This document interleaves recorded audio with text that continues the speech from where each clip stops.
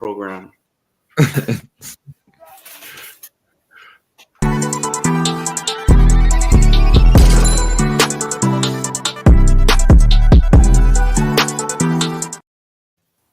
What is up, world? Happy Saturday. The weekend is upon us. The fellas are in house. And, of course, with the parlay show going today, some good things happen in the sports world. A lot of action here. Some more NCAA March Madness to continue. You made a little bag yesterday if you followed Sach and I. Inspector, I don't know if they did anything yesterday. But, hey, that's all right. But we're here today. We're going to get a nice play out to you guys today. I know E's got some things he's looking at and everything, as well as Wit. And we'll get this parlay going, guys. This is the Bet Champ Show. Follow us on all the social media accounts. We had plays going live out yesterday. Good action for you guys. That's Instagram and TikTok at The Bet Champ Show. And we'll get this thing started because I know the people are here, want to get the parlay going, but we'll do a quick roll call in the house.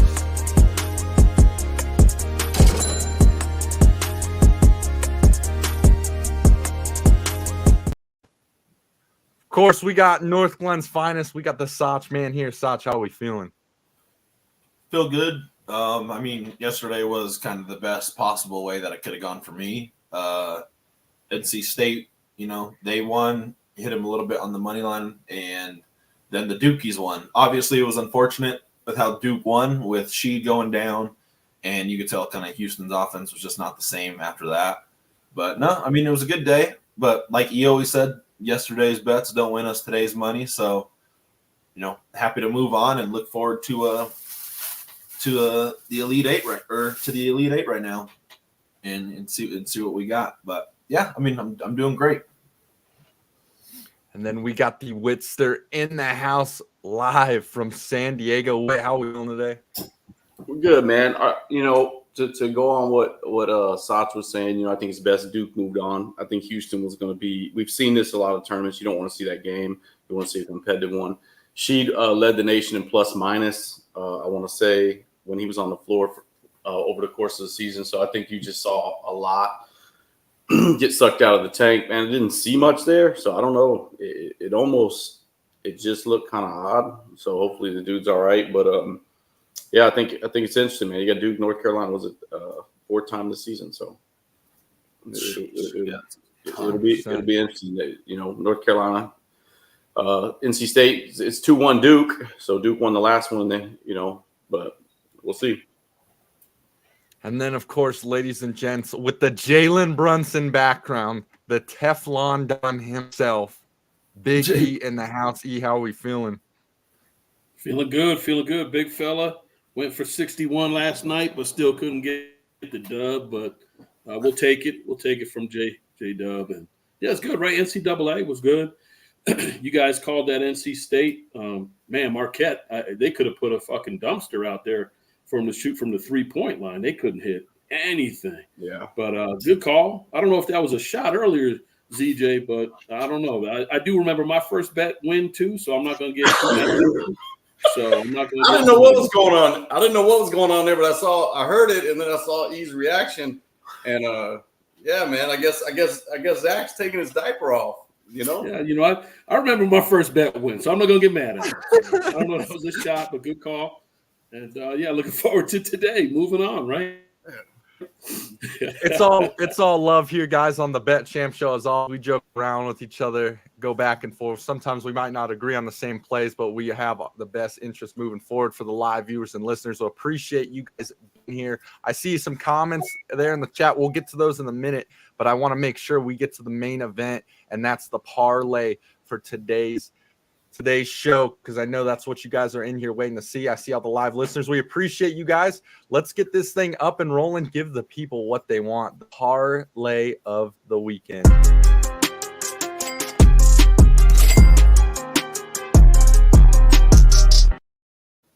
What we got, Sach, man? I mean, I'm going with, obviously, I know the other day I was talking about going with this guy, and I got to be honest, I like Derek White over 13.5 points. He's hit this in 5 straight games. He had 22 the other night in his return from like a game or two off. So 5 straight. He has had 17 plus in 5 straight games. Going up against the Pelicans, they haven't had, obviously, Brandon Ingram has been hurt. Jose Alvarado's been hurt. They kind of got that short lineup, but the guys that they're putting on, Jaylen Brown and Jason Tatum is going to be like Herb Jones, Trey Murphy, Zion. So, Derek White's going to have his way. He's going to get his open shots like he's been doing, staying aggressive. He's going to play his 30-plus minutes. Obviously, we're in the final stretch of the NBA, so this is where I like to kind of stack on some guys who are, trying to get the 1 seed, the 2 seed, and whatnot, because they're going to play their guys to get those seeds. In their last matchup, Derek White has had 17 points, so I like him to just stay hot with the 13.5 tonight. You can get that at about -115, I think, over on ESPN Bet right now, but that'll be my play. We're going to go with Derek White over 13.5. All right. 100%.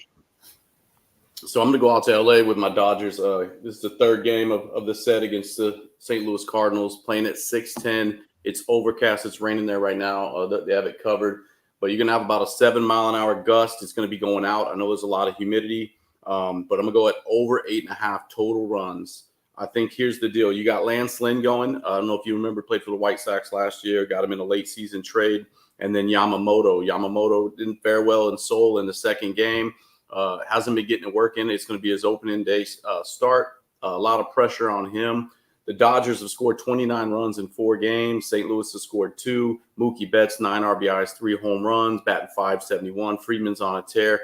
I think that they continue it. I think it's going to be a sloppy field. I think there's going to be a lot of relief involved with those 2 pitchers. Lance Lynn, the interesting thing about him is last year he led the league in runs given up in the first 2 innings for the season. So even when the Dodgers got him, settled him down a little bit. But with the White Sox, he absolutely struggled. So I'm going to go 8.5, over 8.5 total runs, 6:10 start. They won't have the sun setting, so the strike zone won't be an issue for that inning to inning and a half right there. From the mound to the plate, I'm going to go over 8.5 at -105 total runs. Cardinals, Dodgers, 6:10 start time. And I think that one's going to hit.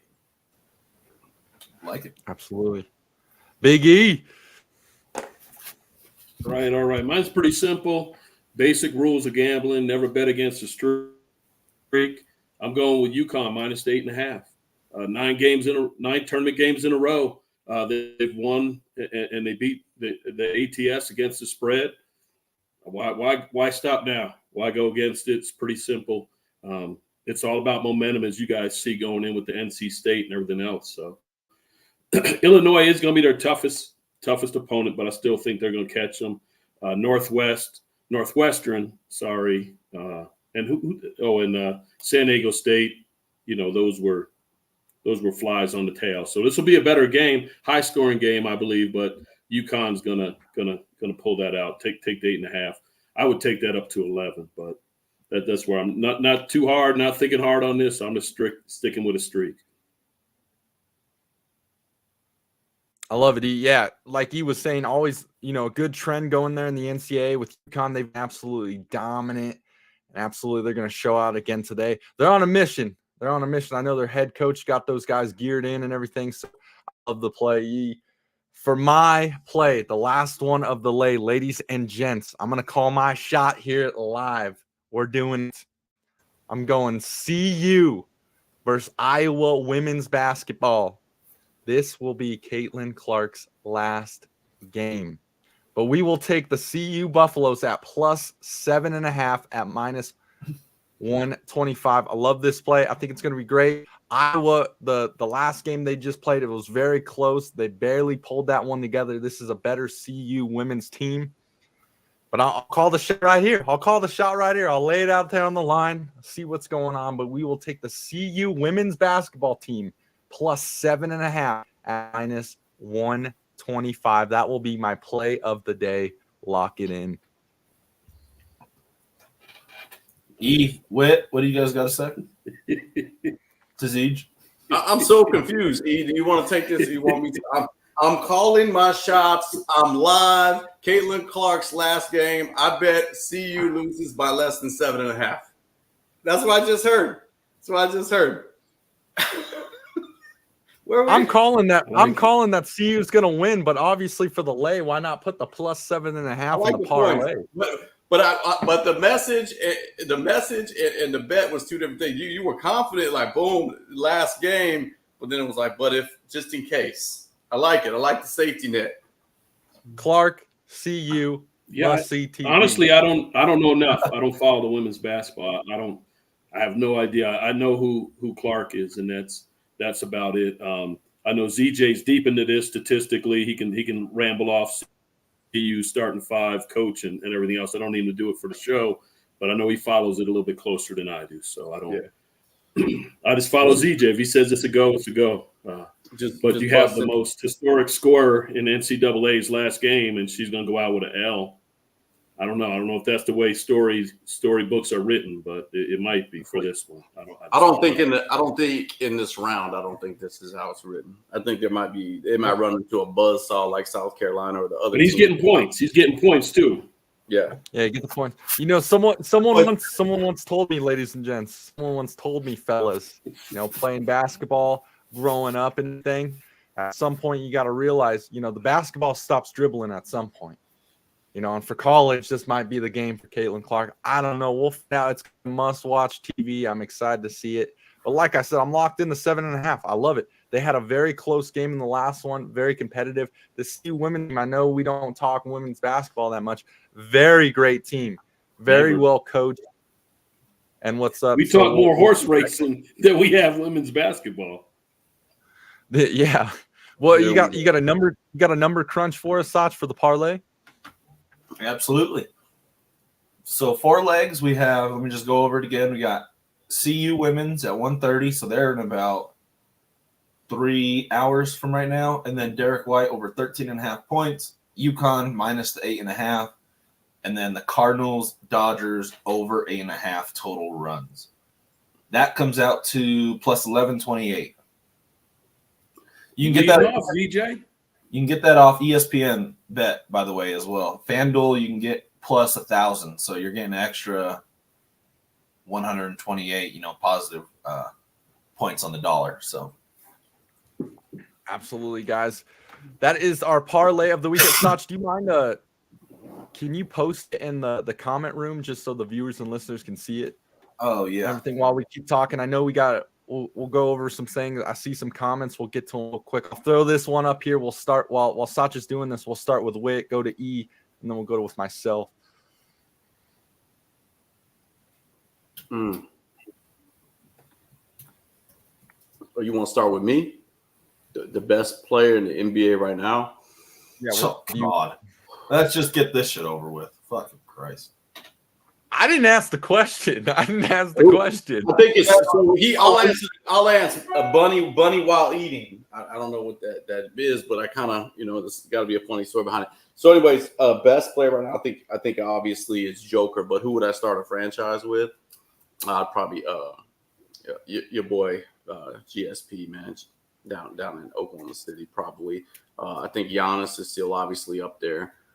But right now, I think Joker's just masterful. He's got the ball on a string and the high post, the low post. He just makes all the right plays. I think he's gonna play a long time because of his style of play. I think his career is going to have some longevity there. But at the same time, Luka, man, woo. So, but I would take Joker. I would take Joker. Yeah, so right now, so that's the key, I guess, in that question. And man, I'll ride with Wit with the Joker, but I'll take a side road, right? We're about 2 years from this being a decade of Wemby.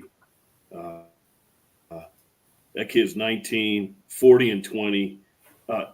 Who's ever got the mantle right now, they're just holding it. Wemby's going to come in, size up some new curtains, and just remodel the place for probably a decade. But for right now, so to Witt's point, if I'm starting the team, I'm going with Wemby. Yeah, that guy is just amazing. So, but Joker, SGA, I mean, even had Luka. So those are probably your top guys. But go ahead, ZJ. No, I'll go ahead and go before ZJ goes. Oh. Yeah, I'll go ahead and take the Joker. He's obviously the best player in the NBA right now. SGA and Luka. Only reason I wouldn't go with them right now is because they haven't proven to win. But can that change? Of course, that could change.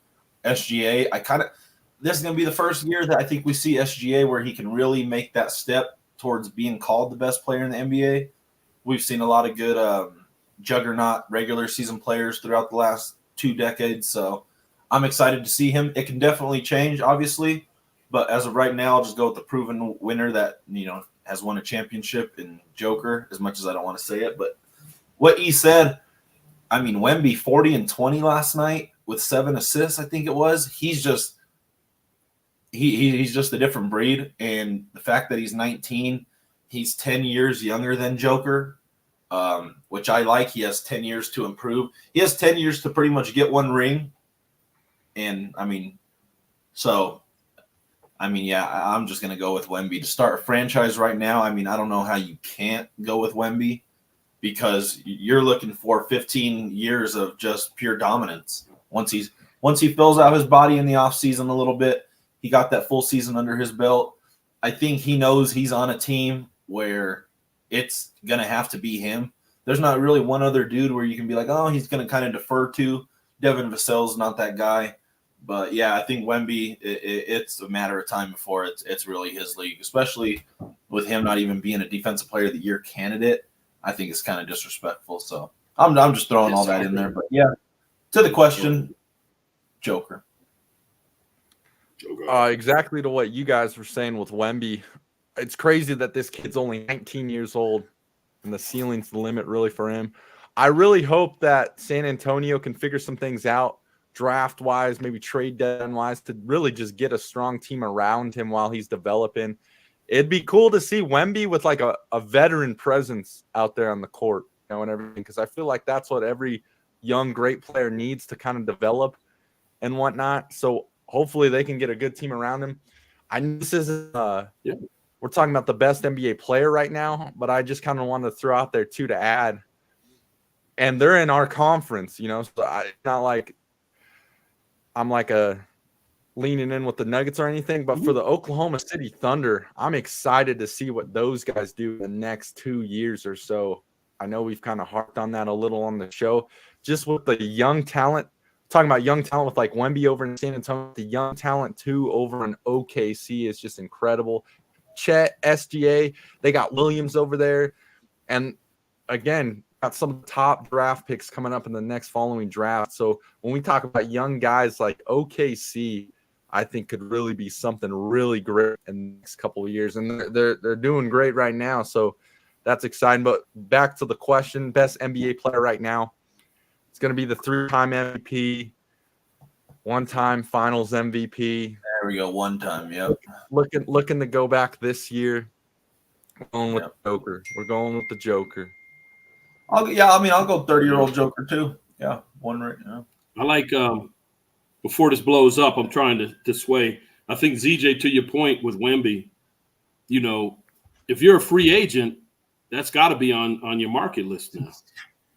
Like you're talking about having a veteran presence. Go play for Pop, San Antonio with a kid like that.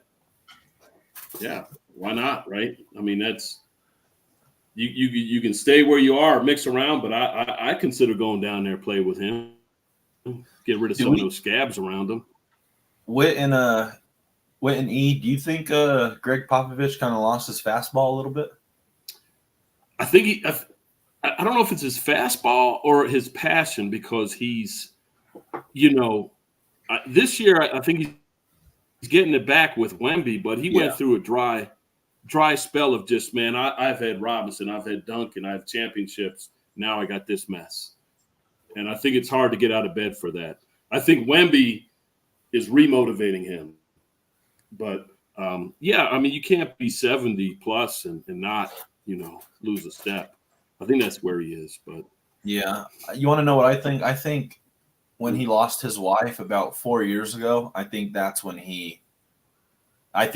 he's coaching still kind of a little bit, because he don't really have. I'm not trying to get personal on him, but I think losing his wife is what made him keep going through it. And I think what you said, Wemby kind of got that resurgence back up, that he has something to look forward to. He can get guys, to go over there and play, move around some spots. But, yeah, I don't know. He's just been kind of like, he's old, man. He's old. Every time I'm watching these games, I'm like, this dude is old, bro. And sometimes with the new generation of, players in any sport, that kind of gets old, hearing the same guy who hasn't done anything in probably the past 6, 7, 8, 9 years. But no, it'll be interesting to see how he takes it going forward. But yeah, I was just always curious about like what is making him still coach. But I think that's probably it. I don't think it's just that. I think, man, I've seen he being the older statesman here. I don't want to, speak, but as I've gotten older, I've just recognized that people have either gotten in their older age, they've gotten stronger or they've gotten weaker. And weaker not being a bad word. They're more passive is probably the word you want to look for. And I think with all the stuff that the NBA, just socially that he's gone through, I think you see him and Steve Kerr have evolved a lot, and you've seen a lot more of their politics and their liberal stuff, and the way they're probably getting on players has definitely changed. If you go back to some behind the scenes stuff in the Olympic years with Pop and some other things, and how he coached Tim Duncan, who was, and those guys. And then I think obviously your boy out in Clipperland, man, Kawhi Leonard, I think that took some wind out of his sails as well, right? It's just frustrating with the level of effort and the commitment and stuff.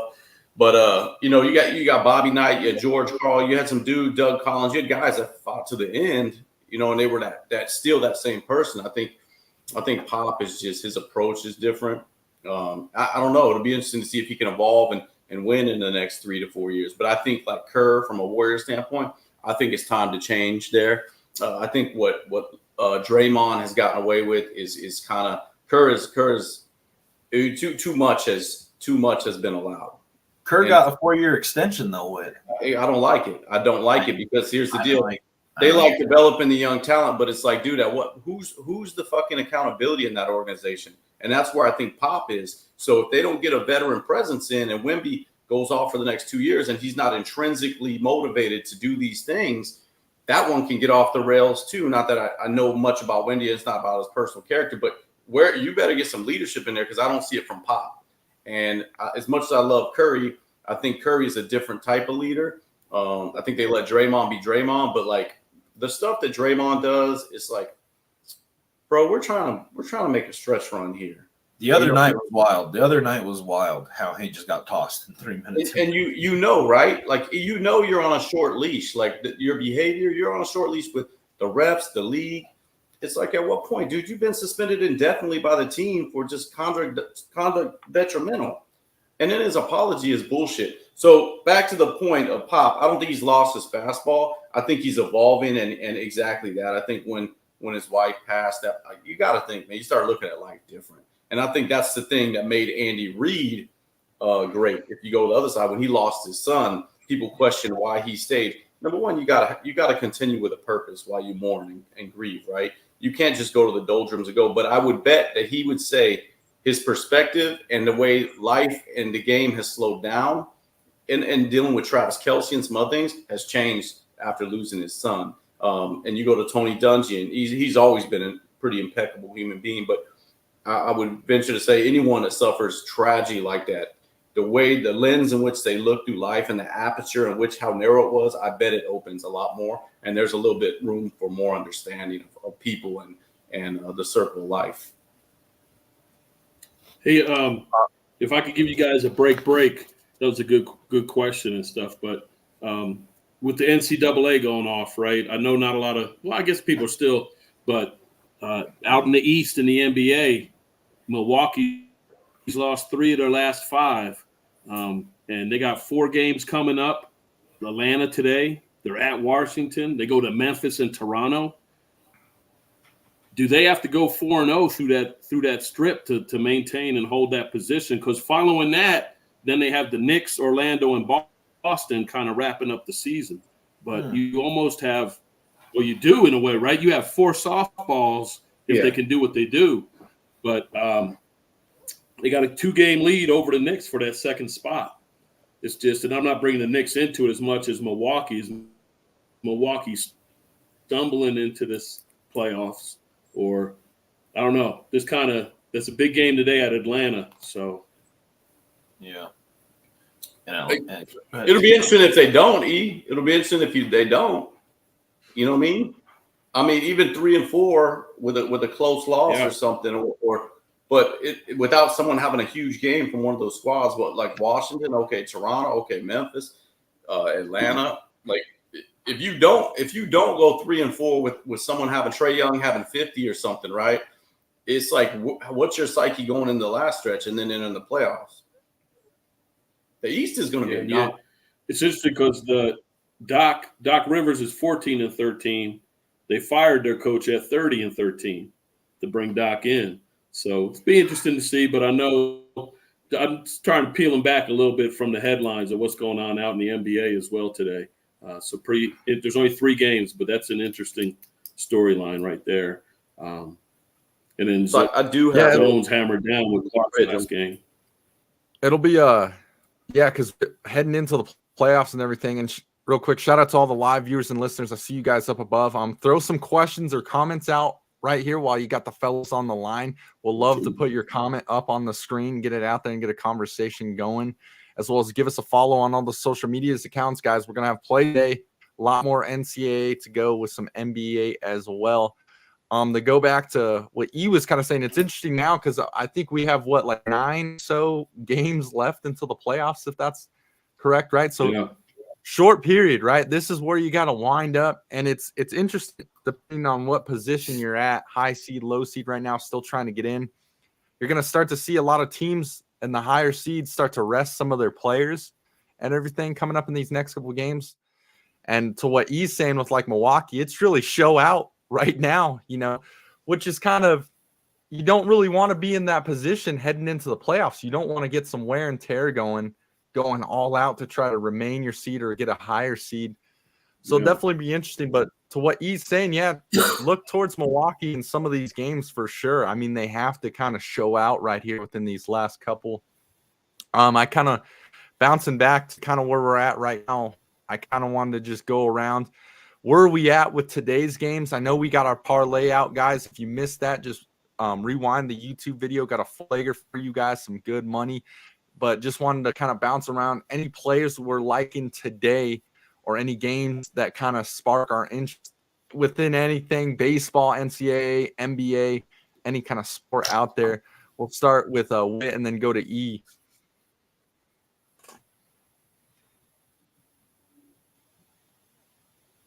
You're on mute. You're on mute, Whit.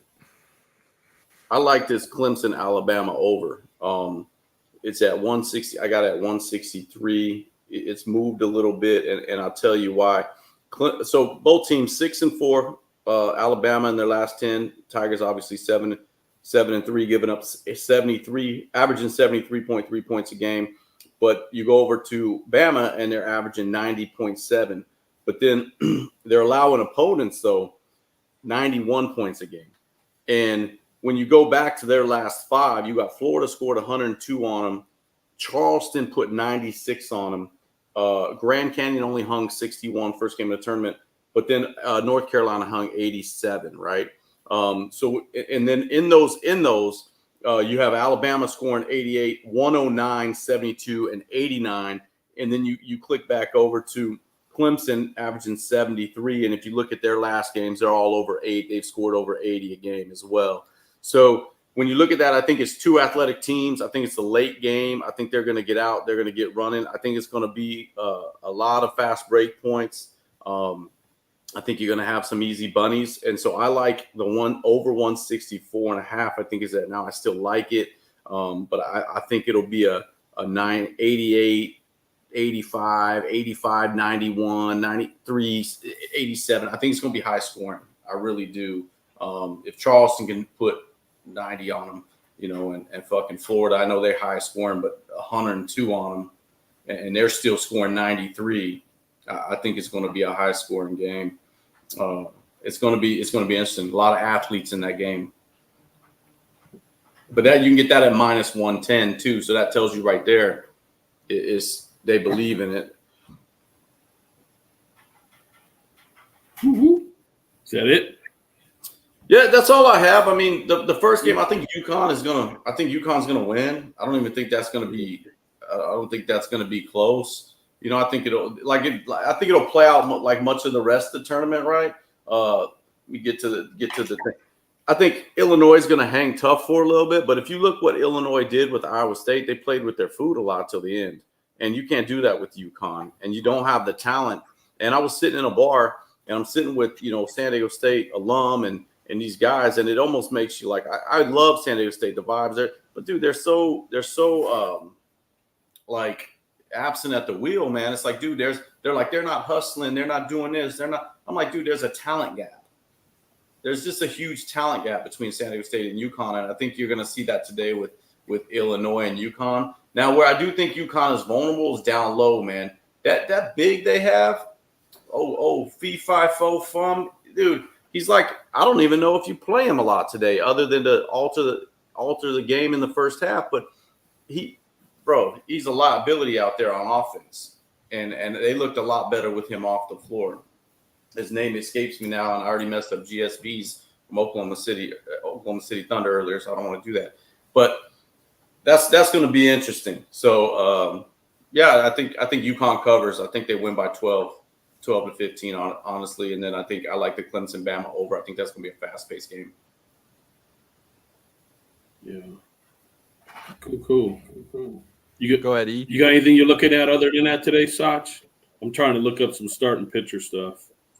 I mean, I like the UConn. It's kind of hard to go against UConn in any under double-digit spread. So I like that one that you did. That's funny that Whip brought up the big guy because I was watching it last night, and he just didn't look like – he just doesn't look like an offensive guy at all. He's just big. He's just a big dude out there, and that's what a lot of these college players get away with. They get away with just being big, and that's it. But I think UConn can manage, the Storm to at least win by 10 today against Illinois. It's going to be interesting. We're in the Final Four, but no, I like the UConn play that you had out there. Oh, and Edie too. He looks like Yao Ming.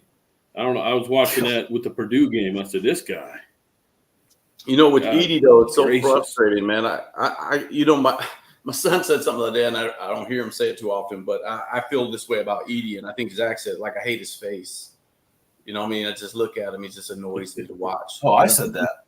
Yeah, Sach. But he just annoys me to watch. But then you look at the end of the game, 27-14, 29-18. You're just like, you can't deny it, but it's like you look at him, you're like, I fucking don't like this guy. I don't know why, So I don't know. I think he's going to do what he does again today, or tomorrow.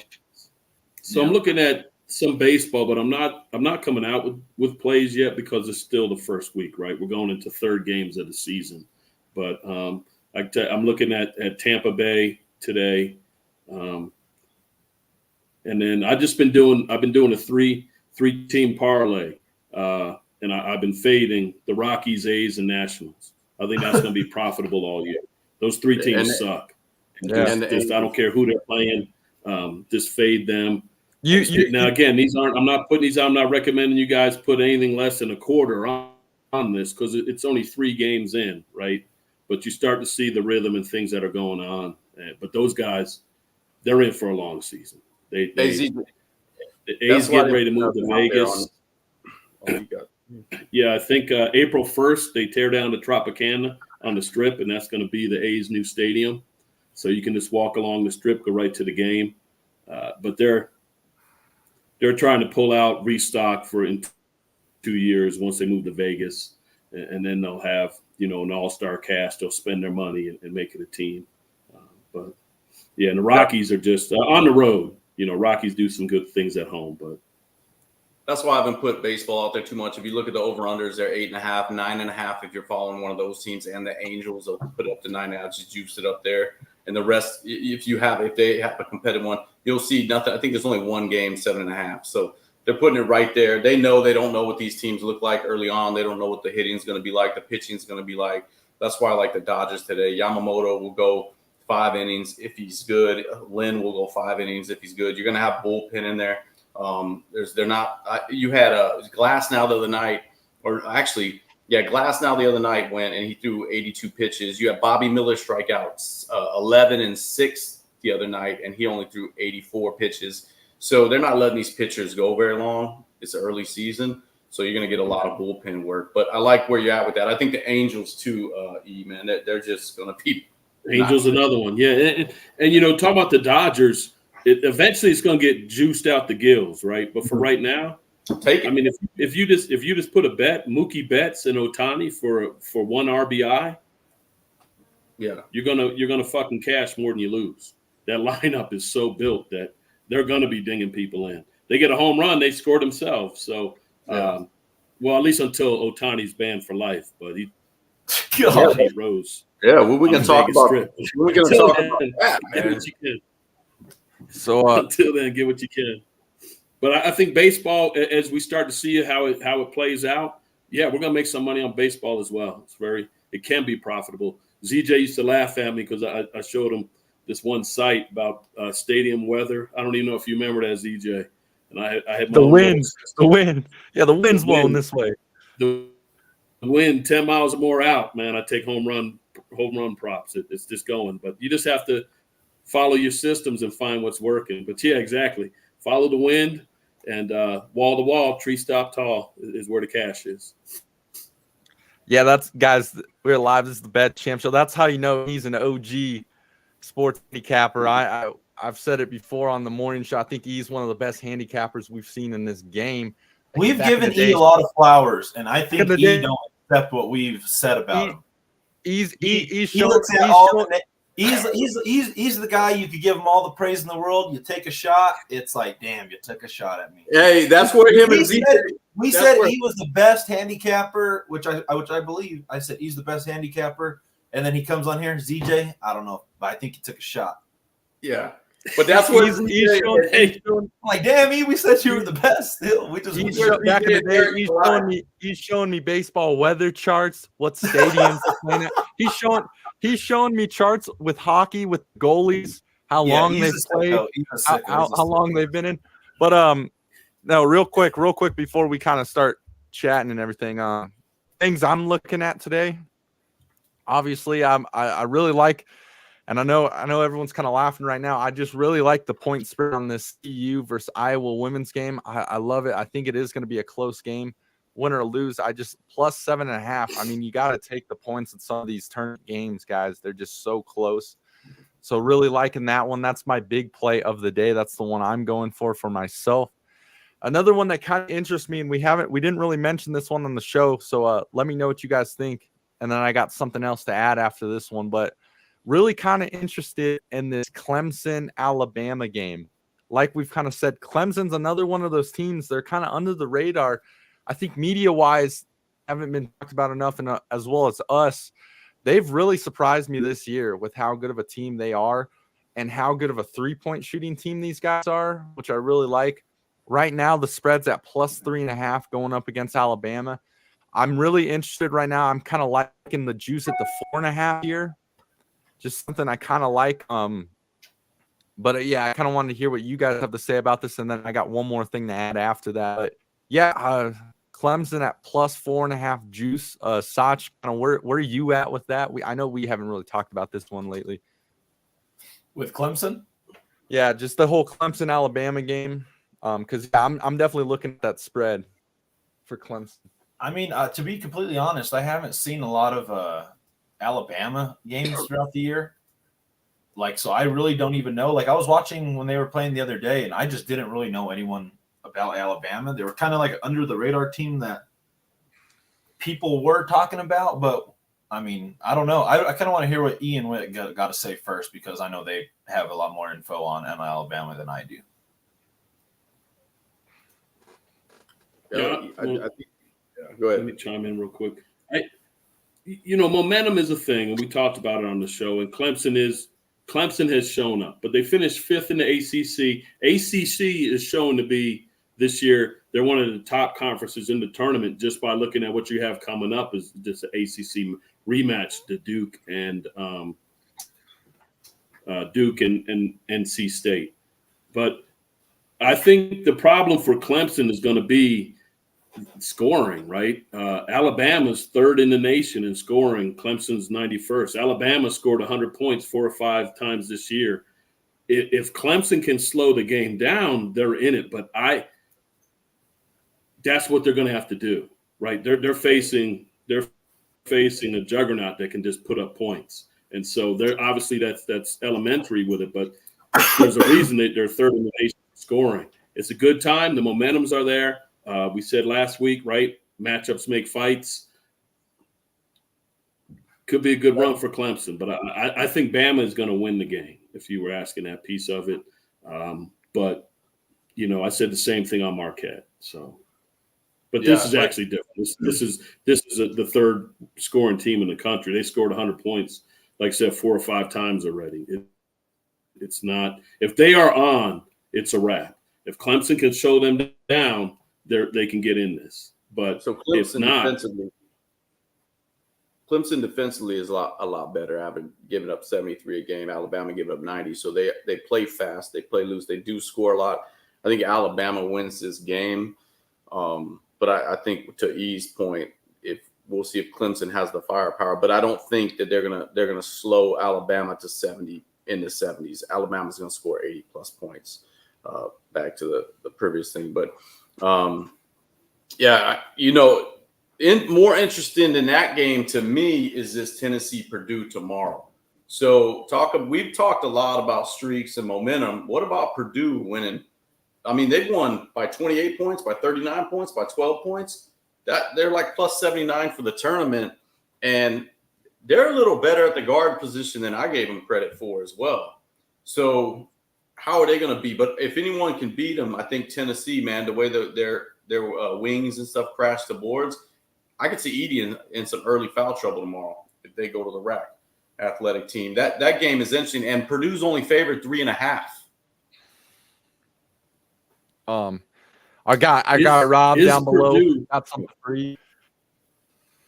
What's that? I mean, for me, it's what I have to use, though. I mean, it's the statistics. It's like other things, right? Where they ranked at. It is tournament time, and there's different, but if you're third in the nation scoring and you're going to tell me that doesn't matter, then I don't know. I mean, Rob, all due respect, we just handicap different. But if you have the third top scoring team in the nation and you're like, well, that doesn't matter, I don't know where that goes. Maybe you were talking about their conference positions, which is kind of true, but that just showed what I was trying to give you was the strength of the ACC when their fifth place team is balling out and over here in the Elite Eight. I won't call it the Grade 8. Purdue, though, is Purdue becoming the Purdue that we thought they were? What I'm saying is, right, the last 2 years, they're a number 1 seed again this year. They got bumped out first round last year. Everybody's like, hey, Purdue can't do it. They can't do it. Is this the Purdue team that can, right? Because you're kind of seeing that. I'll add to where you're kind of. What has Purdue shown us that they can't do it? Yeah. I'll add to kind of what you're getting at. That's a good conversation. Because Purdue is another one of those teams, kind of like a UConn, right? They're blowing people out. They're winning by high point spreads and whatnot. What I'll say, though, is I feel like they're, in a sense, they're getting comfortable with the competition they're playing. And we kind of said this before the brackets came out and everything with Purdue, where they were going to be at. Purdue really, I feel like Purdue had one of the easiest roads on their side of the bracket. I think we had mentioned that. Now this is the game you want to see, though. This is going to be, and obviously Gonzaga, closed it in a little more too, but obviously Purdue came out with it. But this Tennessee game is going to be the one you want to watch. This Tennessee is a high quality shooting team. Obviously, we talked a lot about Dalton Connect. He does, the energy he brings, and Soch will attest for this too. Just with that the group they got around in Tennessee and everything. It's going to be very interesting. I'll just throw this out here for my bracket. I had Purdue and Tennessee in this game right here, and I have Tennessee beating Purdue right here. And I think it's just the level of competition. We're going to see what happens. It could be one of those, wake-up calls for Purdue, just with the level they've been playing at all tournament long. But we'll see. I mean, they're a tough team too. Edey is the guy you just got to figure out how big and lengthy this guy is. That's really the guy you got to start to figure out over there if you're Tennessee, but I think this is going to be a great matchup, and I'm excited to see this one. I really am. We'll go to Sach on this one real quick. Yeah, I know. Just a bunch of seniors and just upperclassmen on both of those squads. Tennessee obviously I think they have the firepower to beat Purdue. It's literally all I think you really have to do to beat Purdue is somehow, I know it's obviously hard because no one's really can do it, but you have to get Zach Edey in some type of foul trouble to keep him off of the floor. I think that's when they get exposed. We saw it last year when they lost in the first round. Zach Edey was in foul trouble. He wasn't out there too much. I think you just have to keep attacking this guy. Let him get the blocks, but you can't give him 5, 6, 7 possessions in a row with just plays off on defense. You have to still attack the rim, get into his body, make him play physical somehow. You can't just sit there. Purdue wants you to settle in jack threes. They want you to just keep settling. And if you don't get hot, there's no way that you can beat Purdue. I think Tennessee has the offensive firepower to do that, but I would just like for teams to just keep attacking this guy. Get him off the floor, make him work on the defensive end. Don't just let him just get these defensive rebounds and then go on offense and you're just giving up these little dunk and hook shots for him. But it'll be interesting. A lot of senior and upperclassmen on both of these teams. I do think Tennessee has what it takes to upset them. I can't say that I don't see that at all, but I mean, yeah, it's going to be a good matchup. These couple games will be good. Yeah, the plus minus with Edey off the floor is crazy, right? But here's the deal, man. They get past Tennessee, they got Duke or NC State.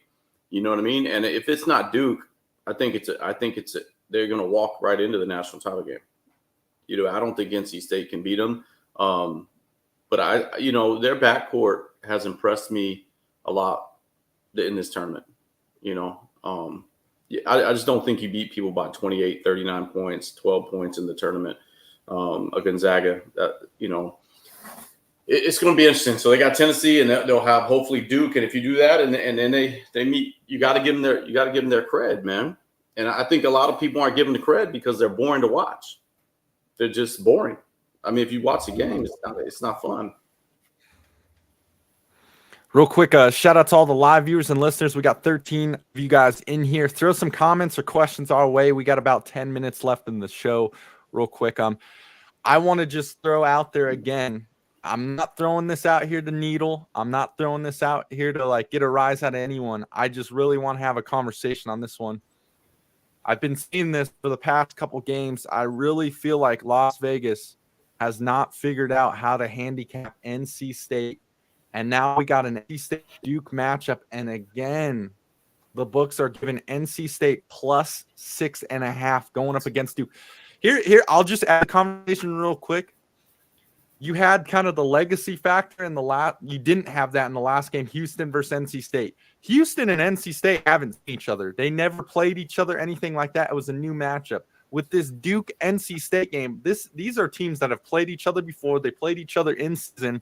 Very close games. We've seen some battles. We absolutely saw DJ Burns torch flip and everything. So kind of interested with this one here. And I'm talking about scheme-wise, game-wise, coaching-wise. Teams that have faced each other a lot, they know exactly how these guys play on each side of the floor and everything. So the game plans here are going to be very interesting to watch. But, man, I still – and I'll go to E to this one because I really want to know, your opinion on this. With just the point spread here, I really don't get why NC State is plus 6.5 here. I just think this is going to be a tough game. And I agree with you. And anytime you play somebody 4 times in a year, it's ridiculous. Plus, they play every year. They play twice every year. These teams know each other. But I'll disagree with your point about Vegas. Vegas knows exactly what they're doing. They keep putting a number out there where people still are betting against NC State, and they're taking all that money. You know what I'm saying? So it's not you're looking at it as, hey, this is disrespectful to NC State. They're looking at it as a business. I'll put these numbers out, and people are still riding the other side. You see what I mean? So for them, they're loving it. They're like, keep betting against them. Bet against them again. Bet against them again. Right. So I think that's just a point there. with it. I mean, NC State, what they're doing is great. Don't look at it as a disrespect thing. It's a business point, right? If I feel NC State can win or cover, and the money, so what you want to watch is, right, there's handle and then there's bets, and you want to look where the handle is. The handle is sometimes what they'll call the smart money, but that's where. So amount of bets can be $5 bets, $10 bets, all the bets that are placed when you look at those breakdowns, and you can have NC State will have, whatever, I'm making up numbers. NC State will have 1,000 bets, but the handle is with the other side. That's where they're at. They're looking to get that handle money, and that's where we're going with it. So I think they're right where they're at, and I think you keep doing what you're doing. Same thing I told you with UConn. Don't bet against a streak. You keep running that streak. Look, Jim Valvano did it with NC State. I don't know how many years ago, right? They weren't a top seed. So you ride that train. I'm not going to jump on a streak that's already started. That's another rule. But you ride that because NC State is doing something. No, I got you. Yeah. And to what you just said, with Vegas and everything, I could definitely see what they're doing, definitely over Duke's side of things. It just really had my interest here. Again, like we talked about, two teams that have faced off in the regular season before. So they know how each other's tendencies. I'll throw this out here while we got a couple minutes left on the show. Obviously, NC State tomorrow, ladies and gents, at +6.5, -110. You can even juice it up at +7.5, probably around -125, -130. But that will absolutely be my play of the day tomorrow, ladies and gents. And Sach and me have been riding them for a while. We've been riding a little money lines as well. Sach mentioned to me last game, we're going to put it in a spread, Marquette, the 6.5, as well as a little sprinkle on the money line just for that chance. And that was one I wasn't really confident on for them to win. I knew they would cover that spread, but I didn't really know for sure if they beat Marquette. This game against Duke, we'll go to Sach because Sach is a Duke fan and he'll kind of attest with everything. This game right here, I will definitely be on this spread as well as a sprinkle on the money line here, just for the fact that they have faced off before and know each other's tendencies. I love this game, guys. That will be my game of the week, my play of the week. You like NC State money line? Oh yeah, absolutely. If you liked it against Marquette, why not like it here? Especially, again, the fact that these guys face off against each other in the regular season. They know how each other plays. And I just want to throw out there, too, and I'll throw this out there because me and Sach were talking about this last night watching the game. DJ Burns last night against Marquette was only 4 for 4. Only 4 for 4. And NC State still figured out a way, guard play and everything, how to beat Marquette. So your best player doesn't even have a good game.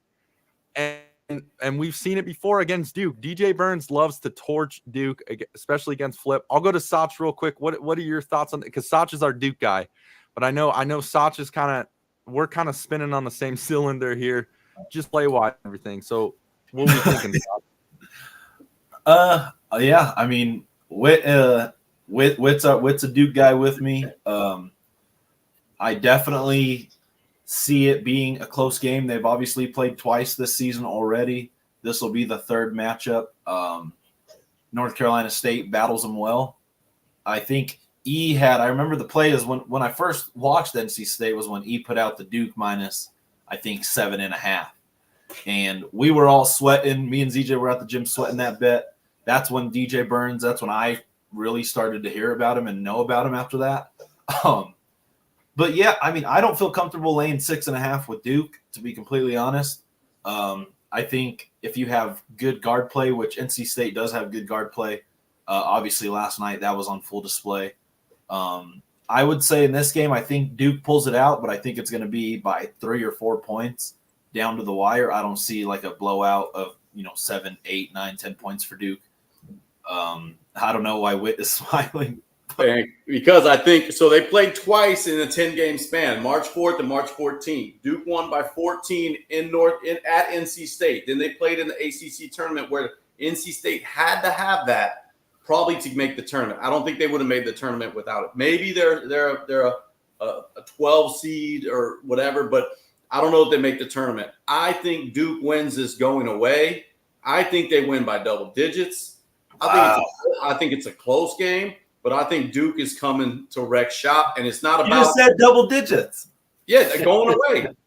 How could it be a close Well, I'm saying I think if it's double it's a close game, and then it's going Oh, and then they pull away. to be Okay. going away. They're Okay. going to go away with it, and I think it's going to be competitive. And I don't think they're looking at this game as like we get to the Final Four. I think they're looking at this game that they're better than NC State. This is state bragging rights. This is Tobacco Road. This is the Elite Eight to get to the Final Four.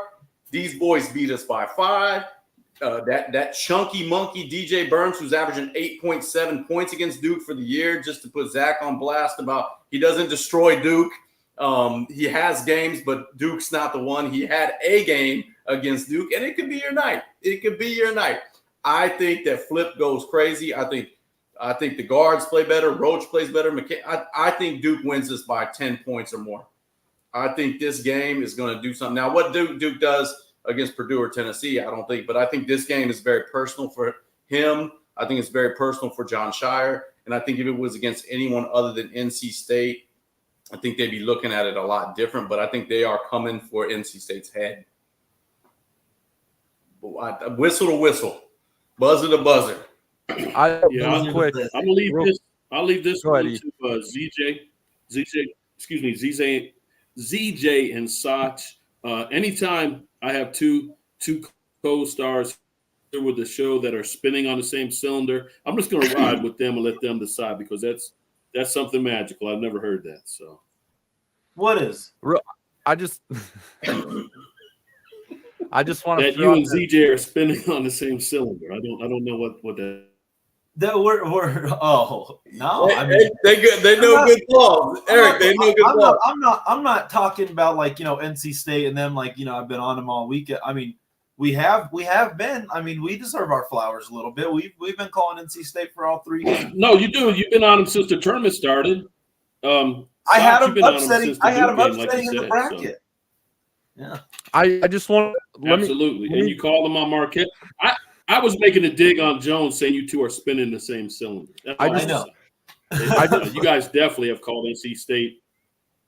I'll go to Whit real quick because I keep hearing this argument. It's kind of been going around. I get where you're coming with everything. I just want to throw out there again, and Sach knows this, with this Duke team, they are a sophomore freshman starting 5, which really concerns me there. That's my one concern over there. Besides Roach. Obviously Roach has been. Hang on. No, let me finish. Let me finish real quick. Let me finish real quick. Roach plays like he just fucking got there. Yeah. Let me finish real quick. But the argument I've kind of been hearing from the bottom section is here. No. I'm being serious. I'm being serious right now. Here's where I disagree with what has been said. Whit was out there, they had to win to get in the tournament. They had to win the last couple games to get in the tournament, all this and that. Where I will completely disagree with you guys on that is, yes, you're getting hot. This is basketball. You were getting hot at the right time. That is definitely a thing. You want to be hot at the right time. I don't care if you win your last 5 to get in the tournament. You want to do that. You want to get hot at the right time. NC State is getting hot in this tournament, and they are continuing to be hot, and the confidence that comes with that is just crazy. I mean, these guys really believe they can beat anyone. They really do, which is what you need here. And I think momentum goes a long way. Like I said, my play of the week isn't them to win on the money line. I will sprinkle a little of that because of that continuation factor. But my play of the week is the point spread at +6.5. This is going to be a competitive ball game. This is March. It's win or go home right here, and we're on our way to the Elite 8. Everyone is going to be fighting for their lives out there. I mean, especially with the NC State has right now, they really believe they could probably make it to the 4. So it's just going to be a battle, a 6.5 point spread. I really don't know. And again, I agree with you, but Sach is that Dookie fan. Like, he's that Duke fan that, like, he's always a pessimist. Well, I just think them boys are going to show up this time, and I think it's personal. I think it's more than a tournament game. But I know where you're at. So you're saying NC State has been hot longer than Duke has, because Duke lost in the ACC tournament to NC State. But since then, the tournament, they both won the same games. And if you look at who Duke has played, who NC State has played, you have some parity there. But I don't know, man. It's going to be interesting, but this is just my gut. What I think is going to happen. And there's a reason why they're at plus 6.5. There's a reason they're at plus 6.5. There was a reason. There was a reason Marquette was 6.5. There was a reason the last team was 6.5. I feel like we took a turn down Wackadoodleville. Thursday, we were talking about our games to watch. And I said the best game this round for me was going to be Houston Duke. I said that. I'm not calling it because I called Houston. And then Witt said, pump the brakes on Duke. They haven't beaten anybody. And I was like, we play who we play. And now all of a sudden, Sach is a Duke pessimist. Witt's calling Duke by a walk-off. And everything's turned around. I don't know what's going on. But CJ, I just didn't. It's not that I didn't agree, I don't want to say. It's not like I'm disrespecting or going against your pick with it. I thought Marquette. I watched the Big East all year long, and NC State did what they had to do. Marquette missed. They had to be like 33 pointers. You know what I mean? I mean that game, and NC State won the game. They did. Yeah, I'm not throwing shade at you guys. It's a real debate. No, I get it, but I'm just saying. So like, I haven't seen it yet. Now they're going to play. Now they're playing a conference rival. I'm not even in this game because I think if you're going to play somebody the third time in a year, and you play them twice every year, this is going to be must-see TV. But to try to pick the team, but I would say this: if you were for the show, make me pick, I'll take points. Yeah, because I think it's that close a game where these teams know each other. What's being that? a Duke fan, I said being a Duke fan, and as long as it's not North Carolina, whoever wins this game, I'm going for obviously the whole way if Duke wins. But if NC State wins, I'm a NC State fan. So yeah. So the line is at Duke money line minus 275 plus 220 for NC State. I wouldn't bet Duke money line just because that's not a bang for your buck. But plus 220 for NC State, so plus 6.5. The equity value play. It's EV. We're getting a lot of EV. Let's suck the juice out of these books as much as we can. Yeah. Stomp them, and if you like them that much, you fucking just squeeze the shit out of them to get the juice. Here, this is the last thing I'll say. Sach is a huge Duke fan. Sach watches basketball, NBA, college more than anyone I know. He definitely has a side on it more than I do. And for Sach to actually say, the NC State game's going to be close and everything, and he's going to ride with the spread, and that's a lot because Sach loves Duke. He really does. So, but he knows good ball and everything. He knows what he's seeing and everything. Like I said, that's my of the week. I'm going to end it there. Take the points with NC State. It's going to be a close game. Let's wrap this thing, put a bow on it, ladies and gents. This is Bet Champ Show. This is our parlay edition. If you didn't catch the parlay, if you joined the show late, just be sure to rewind this YouTube video, guys. We got a 4-leg parlay on today's game. You can still get in right now. I absolutely love it. As well as tune in a little later. We'll have a little more plays coming out your way on the social media accounts, guys. Give us a follow. We're killing it right now in the tournament. I mean, you got to give all the fellas credit here. We are killing it right now for the tournament, doing some good things, as well as more plays to come. But we'll do a quick around the room real quick to just put a bow on this thing, and we'll start with the Sach man. Good weekend of hoops. Great first couple of days in the Sweet 16. Lots of info we gathered. Got the parlay today. Let's just roll that around one more time. We have Derek White over 13.5. UConn minus 8.5. Colorado women's CU women's plus 7.5. And then Cardinals Dodgers over 8.5 total runs. We got a mix of everything in there. We got an NBA prop. We got a women's March Madness, a men's March Madness, an MLB. I think this may be the first time where everything has been not in the same realm of each other. But I mean, yeah, it'll be exciting if you want. Like I said, bet the straights. Sorry, my bad. Bet the straights if you want. But yeah, I'm looking forward to that Duke NC State tomorrow. That's gonna be a banger. Hope the Dukes pull it out. But we've all been rolling, we've all been hot, and I'm looking forward to seeing what we got. And Monday will be a good show for us as well once all this settles in. Nice. Yeah. I don't have much, man. I said what I said. You know, I think it's good. I think it's just going to sit back and whack-a-doodle lane. Man, a lot of shots there. You know what I mean? The bottom half. Me and we've given Eric his flowers. A shout out to me and Saj for the big wins yesterday. A lot of passive aggressive behavior on this morning shows, man. Yeah, that's true. Yeah, and I accept my flowers, but I'm still only one man. I'm a man with pride. If Jones comes and slaps me in the face, you know, I got to say something, right? I got one that's going to take it. Be like, you guys are like, hey, man, I gave you flowers. Pow, here's one to the face. Chin lock.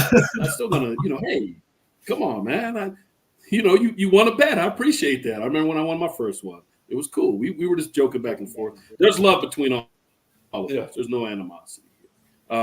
So play the parlay. I like it. I like those plays, the Rays in baseball. And then tomorrow, you know, sometimes in gambling, you like to say you just got to take a knee. I'm taking the knee tomorrow for this NC State Duke game and just Terrell Owens, right? I'm just getting my popcorn. I'm enjoy the game without any stress or lines about stuff, and just enjoy the game. But go ahead. Sorry. Quick story time. Last night, you know, I'm at the spot. I'm at my Golden Goose restaurant for sports games, with the little owl, you know, Hooters. I think you guys have heard of them. But yeah, I'm at Hooters last night watching the NC State game. Obviously, I got, you know, a little coin on it on both sides. I'm cheering for NC State like a couple minutes into the game. And the guy next to me, he's like, yo, you like NC State? And I'm like, yeah, I like NC State. And he's like, okay, because I bet him a little bit right before the game. He's like, how much do you like him? And I was like, I love him in this spot because they were up by like, I think they were up by like 7 at this point. 7 or 8. I think it was 8. And I was like, well, I like him enough to put, you know, X amount of money on it. And he's like, do you want me to put $1,000 on it right now? Live at -1.5? I was like, yo. I was like, I don't know about that. Dude ended up fucking hammering $700 right in front of my face. Like, he grabbed his phone, typed in 700 on BetMGM, and he's like, -1.5? And he's like, I'll do it. And I was like, I ain't going to tell you to do it, but I do like it. And he placed the bet. He placed the $700 bet right there, bro.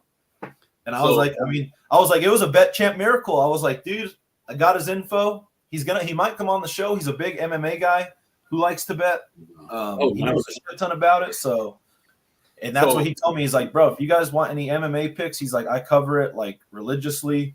He's like, me and my buddy, you know, we place bets. He's like, we do pretty good. So he might come on one of the show when there's a big UFC fight night or something like that. 300's coming up. Oh, it is. Yeah. 300. So I'll hit him up. I'll try to get him on. But yeah, it was crazy. We got guys, you know, following us. He followed the show, told him about it. So it was good to see. We're making some people coin outside of it. Absolutely, ladies and gents. Here we go. This is the Bet Champ Show. Thank you guys for tuning in. I see all the live viewers and listeners. We appreciate you guys. Give us a follow on the social account, guys. We give out free plays each and every day. We love doing it.